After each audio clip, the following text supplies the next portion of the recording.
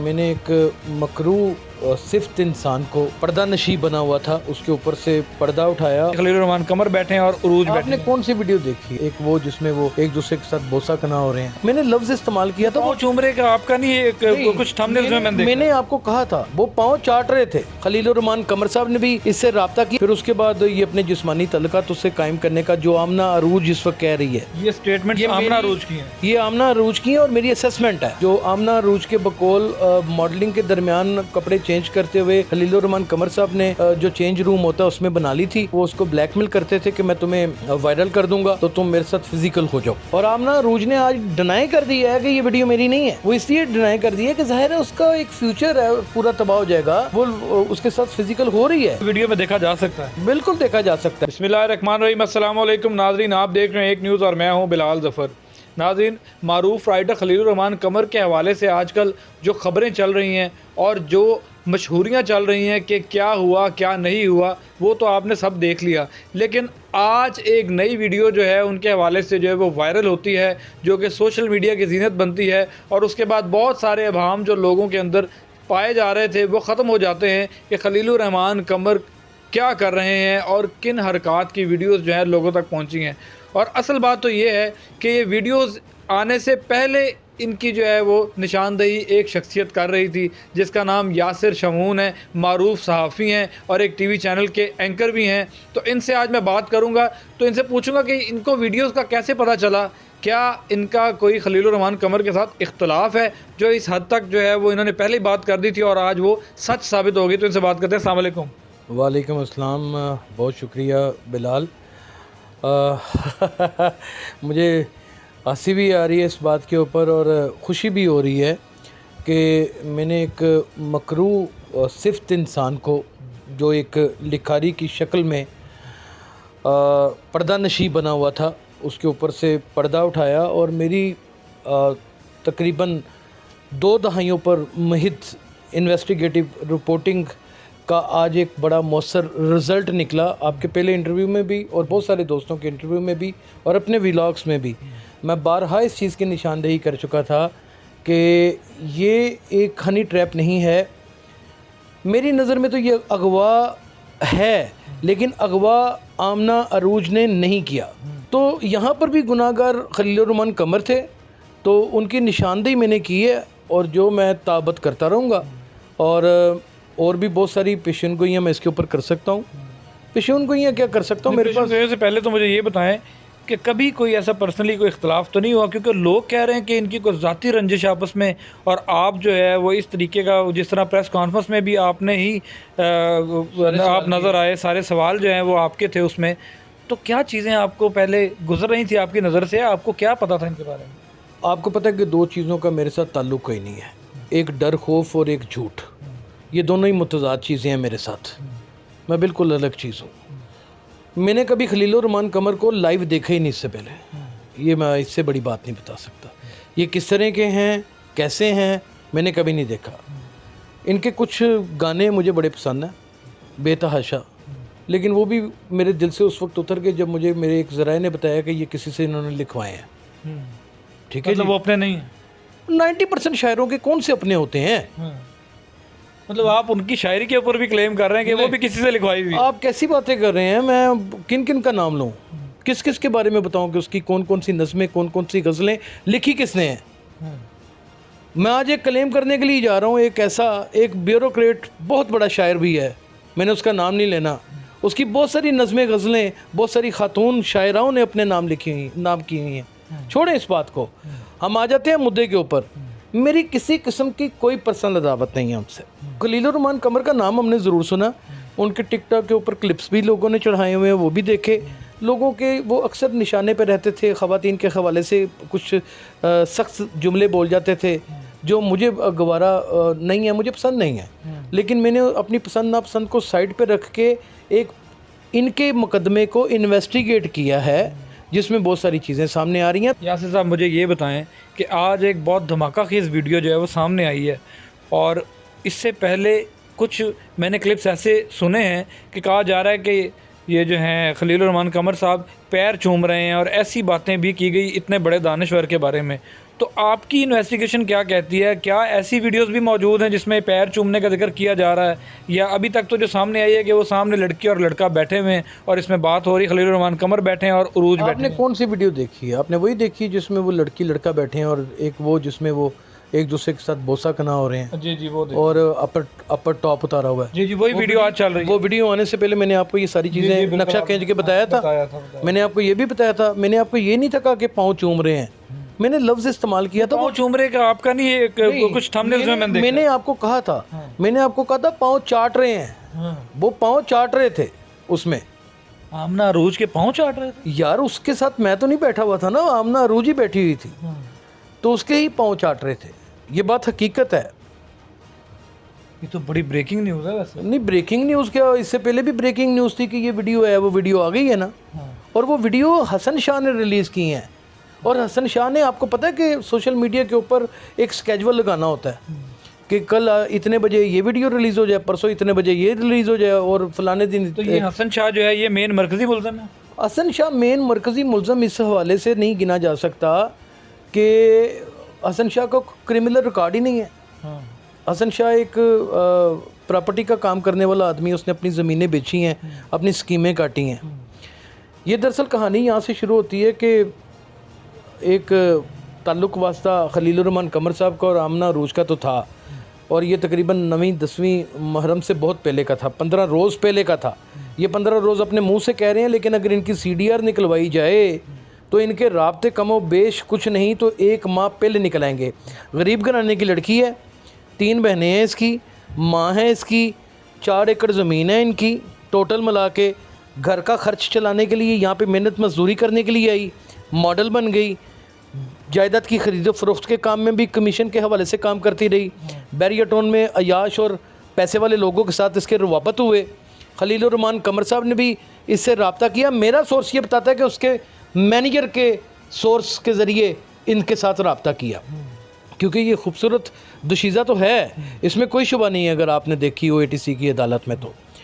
तो इन्होंने रब्ता किया।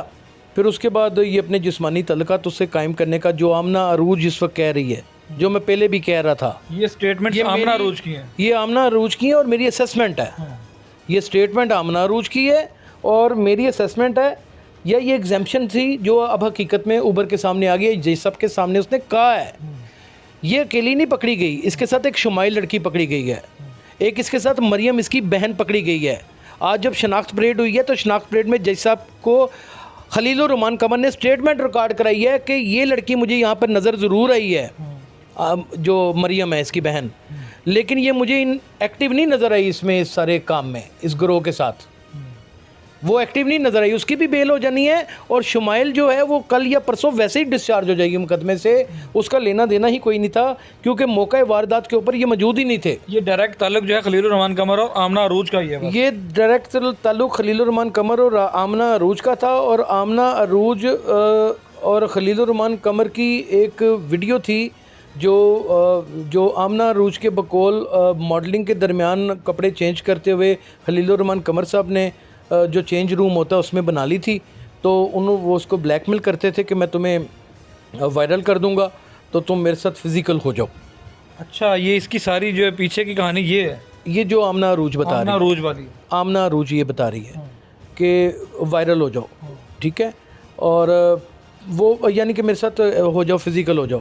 वो नहीं हुई। उसने अपने भाईनुमा दोस्त को, वो भाई भी कहती है उसे और उसे दोस्त भी कहती है, हसन शाह, उसको बताया। उसने कहा तुम ऐसे करो कि तुम ना इसको बुलाओ तो मैं इसकी वीडियो बनाऊंगा, और ये वीडियो उसने दिखाई कि ये चेंज रूम वाली वीडियो है जो जिस पर मुझे ये ब्लैकमेल कर रहा है, खलीलुर रहमान कमर साहब ब्लैकमेल कर रहे हैं। अब वैसे इसको मुझे साफ कहने को दिल नहीं करता। अब आप इससे एग्जाम्पशन कर लें कि मैं इससे को मेरी ज़ाती इनाद है। मेरी ज़ाती इनाद क्यों नहीं है? मेरा बाप इतना बड़ा शायर अदीब आदमी, मेरी माँ इतनी बड़ी मुसन्नफ़ा, मेरी बड़ी बहन इतनी बड़ी राइटर, मैं ख़ुद अल्हम्दुलिल्लाह अल्लाह ताला के फजलो करम से 2 किताबें अपनी शाया करने के लिए जा रहा हूँ। मेरी इनसे क्या दावत हो सकती है? मेरा तो इनसे लेना देना कोई नहीं है। अब मैं जो मुद्दे के ऊपर आ जाता हूँ। अब वो जब दिखाई है हसन शाह को, हसन शाह साहब ने आगे से ये मरियम ये बता रही है अरूज, ये जज साहब को भी उसने बताया, उन्होंने आगे से कहा कि इसको बुलाओ।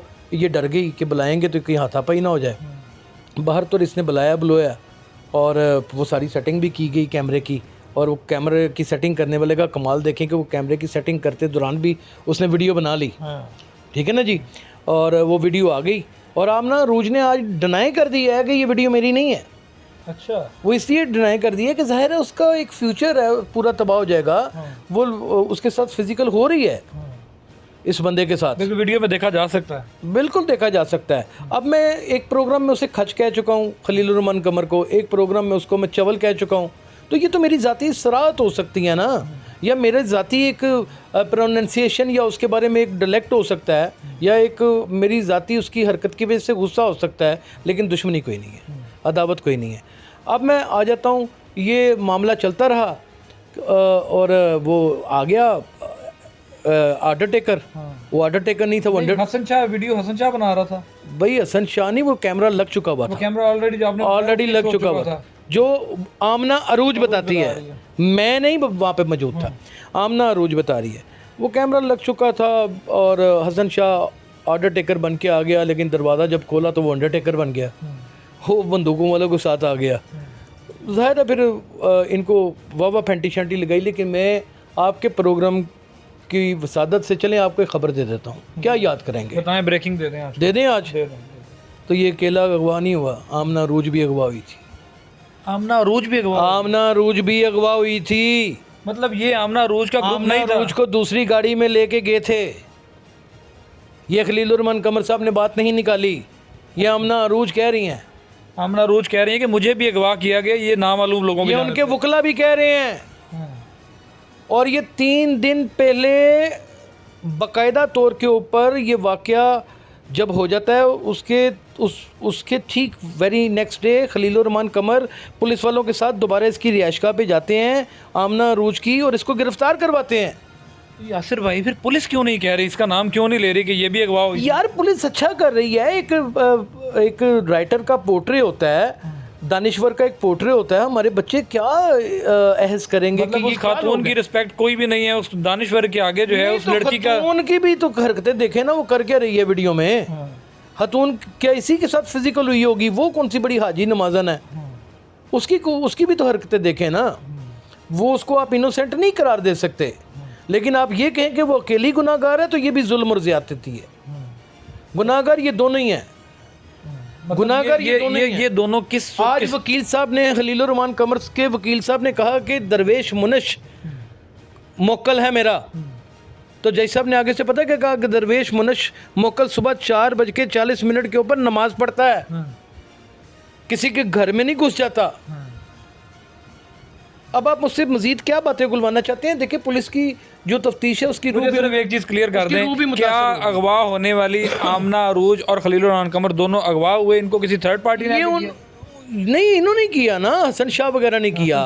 हसन शाह के साथ कुछ और जिम्मेदार लोग थे, एक उसमें बहुत बड़ा उजरती कातिल भी पकड़ा गया है, और ये डीएसपी ऑर्गेनाइज क्राइम फैसल शरीफ चौधरी का बहुत बड़ा कारनामा है, और आफ्ताब अहमद फुल्लनवाल की बहुत बड़ी एक कह लीजिए कि एक सलाहियत दिखाने वाली तफ्तीश का एक मैप है जो बिछाया, और उन्होंने ये सारे के सारे बंदे पकड़ लिए, एक बंदा रह गया, वो भी पकड़ा जाएगा। यस, बहुत मज़ा आया आपसे तमाम गुफ्तगू करने का, बड़ी सारी चीज़ें आपने बताई जो कि अवाम जानना चाहती थी। एक बड़े राइटर के बहुत सारे फैंस भी हैं, और अब उनको जो है तमाम असलियत खुल के सामने आएगी। लेकिन ये कोई मेरी ज़ाती राय नहीं है, या यासिर शमून की ज़ाती राय नहीं है, ये आमना अरूज के बयान है, ये उन तमाम तफ्तीशी लोगों के बयान है जो आप तक हम लोगों ने पहुंचाए हैं। क्या ऐड करना चाह रहे हैं? एक चीज़ मैं ऐड करना चाहूँगा कि इसमें आपको पता है कि मेरे पुलिस के साथ मैं डायरेक्ट एसएसपीज़ और डीएजीज़ के साथ सवाल करता हूँ, और जो मेरे मन में आता है मैं वो सवाल करता हूँ, और अल्लाह का शुक्र है मैं वो सहाफ़ी हूँ जिसे वो खुश दिली से जवाब भी देते हैं। इसमें पुलिस का किरदार बहुत अच्छा है, पुलिस का किरदार बहुत अच्छा है। आमना अरूज को जो है वो अगर ठीक किया उन्होंने, ठीक किया। उसकी वजह ये थी कि आमना अरूज को ना पकड़ते तो ये आगे गिरोह ना पकड़ा जाता। आमना अरूज की बेल हो जानी है, वो बेल करवानी भी पता किसने है? खलीलुर रहमान कमर ने करानी है। आप FIR पढ़ें, वो कहते हैं मैं इसके घर गया, अचानक अंडरटेकर आ गए, वो अंडरटेकर की शक्ल में, तो अगवा किसने किया? अंडरटेकरों ने। जब अंडरटेकर अगवा करके ले गया तो फिर गिरोह कौन हुआ? अंडरटेकर। और जब आमना अरूज खुद अपने मुंह से कहती है कि हुआ मैं खुद भी हुई हूँ, तो फिर दोनों ही इनोसेंट हुए ना। इनोसेंट हुए, बिल्कुल। इनकी बेल खुद ही कराएंगे। और खवातीन की वुमेन प्रोटेक्शन बिल को सामने रखते हुए जल्दी कत्ल में भी बेल हो जाती है। मेरे दोस्त आखिर में यासिर साहब, खलीलुर रहमान कमर साहब का फ्यूचर क्या देखते हैं? खलीलुर रहमान कमर साहब का फ्यूचर क्या देखते हैं? कोई और 2-4 लड़कियां खड़ी हो जाएंगी, इन पर इल्ज़ाम तराशी करेंगी, ये इस तरह के जवाब देते रहेंगे। बस मैं समझता हूँ कि आइंदा से कभी किसी के पास जाए ना, अपने दफ्तर बुला लिया करें, अगर आप नहीं बात आ सकते तो कुछ सेफ काम कर लिया करें, ऐसे कर लिया करें। आपके ख्याल में क्या आइंदा राइटर भी रहेंगे, शायरी भी करते रहेंगे आगे मामूल की वो जिंदगी? सारे शायर अदीब ऐसे ही होते हैं, ये कोई अकेला है? इससे भी गंदे होते हैं, इससे भी गलीज होते हैं। हद हो गई है। अपने दोस्त की बेवा को फंसाने के चक्कर में चल पड़ते हैं। छोड़ दें यार इनके, ये जितनी फील्ड गंदी है अल्लाह ताला माफ़ फरमाए। चलो बहुत शुक्रिया जी। नाजरीन, यासिर शमून साहब की तफसीलन जो है वो अब मैं इंटरव्यू आपके सामने करके पेश कर रहा हूँ, तो अपने राय से हमें ज़रूर आगाह कीजिएगा, कमेंट बॉक्स में बताइएगा कि अभी तक आप लोगों को इस केस के हवाले से कितनी समझ आ चुकी है, क्योंकि हमें इज़्ज़त उसकी करनी चाहिए जो इज़्ज़त के काबिल हो। हमें इजाज़त दीजिए, अल्लाह हाफ़िज़।